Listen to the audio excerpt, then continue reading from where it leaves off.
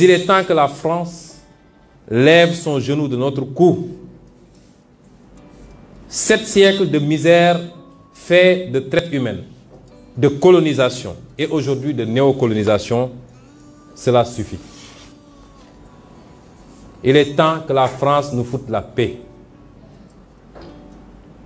Il est temps que la France prenne exemple sur ses voisins européens. L'Allemagne est la première puissance économique d'Europe, loin devant la France. La 3e ou 4e puissance économique du monde. L'Allemagne n'exploite aucun pays, aucune colonie. Je peux citer l'Italie, je peux citer l'Espagne, qui avait des colonies avant, mais qui n'exploitent personne, qui ne font pas ingérence, qui n'imposent pas des dirigeants dans leur ancienne colonie. Au nom de quoi la France croit pouvoir continuer à nous imposer des dirigeants, à faire des choix à notre place. Cela doit cesser et l'Afrique nouvelle, la jeunesse africaine, les élites africaines, la diaspora africaine dit non, ça ne peut pas continuer. L'hypocrisie de cette France se vit et s'exprime tous les jours. Prenons exemple du cas du Mali et du Tchad. Au Tchad, où le processus constitutionnel a été interrompu, la France a applaudi et son président est allé consacrer le nouveau roi. Au Mali, où ce n'est pas le processus constitutionnel qui a été interrompu, mais le processus de transition, la France a condamné et même a pris ses clics et ses claques pour dire qu'elle quitte le Mali. Ça, c'est de l'hypocrisie. C'est le 2 poids, 2 mesures. C'est le double langage que la France tient en Afrique.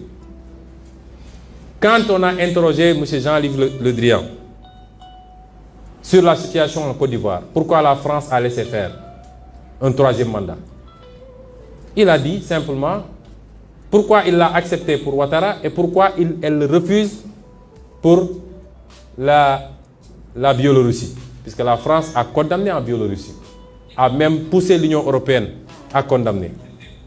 M. Le Drian répond en disant que c'est parce qu'en Biélorussie, il y a eu des millions de personnes qui sont sorties dans les rues et que ce n'était pas le cas en Côte d'Ivoire.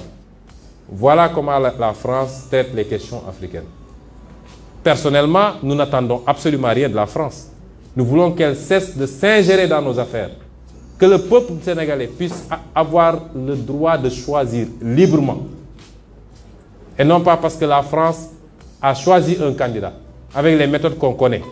On commence par cibler les gens, on les décore dans des légions d'honneur ou dans je ne sais quel autre grade, chevalier de je ne sais quoi. On les inscrit dans des loges maçonniques et on leur dit préparez-vous, ce sera vous après. Même l'hypothèse où Macky Sall ne pourrait pas passer, nous savons qui est en train d'être préparé par la France. Cela doit cesser, ça ne se passera plus comme ça. Que l'on soit bien clair, nous n'avons rien contre le peuple français. Et en France même, des voix politiques et citoyennes se lèvent pour tenir le même discours que celui que je suis en train de vous tenir. Nous sommes ouverts à travailler avec tout le monde, dans le sens d'une collaboration gagnant-gagnant. Nous avons besoin de gens qui investissent en respectant les lois de ce pays, réaménagées d'ailleurs. Nous avons besoin des gens qui transfèrent de la technologie. Nous avons besoin de gens. Il faut que ça cesse. Il faut que ça cesse. Je ne suis pas en train de dire que la France est à l'origine de tous nos maux. Elle n'est pas responsable de la corruption de nos élites. L'argent du peuple qui est volé tous les jours, détourné dans des comptes offshore, détourné pour construire des immeubles à gauche, à droite, détourné pour corrompre de l'électorat. C'est ça, la France n'en est pas responsable. Même si son attitude complaisante peut y jouer pour quelque chose. La France n'est pas responsable du clientélisme, des détournements de deniers publics, de l'incompétence de nos leaders, incapables d'identifier les priorités. Elle n'est pas responsable forcément du bradage de nos ressources, même si elle en bénéficie très largement. Tout ça est de la responsabilité de nos dirigeants incompétents, incapables et qui ne sont pas des patriotes du tout. Nous disons à la France d'écouter ces voix qui lui parlent de notre schéma, d'une autre collaboration entre l'Afrique et la France. Beaucoup plus juste, beaucoup plus équitable, mais beaucoup plus durable. Si elle sait l'écouter, je crois que nous aurons de beaux jours devant nous dans le cadre de la collaboration. S'il ne sait pas l'écouter, pensant pouvoir continuer à fonctionner comme du temps de nos grands-papas, cette jeunesse africaine ne l'accepte plus. Il faut que la France se prépare à une rupture définitive et à quitter l'Afrique. Parce que l'Afrique appartient aux Africains, elle n'appartient pas à la France.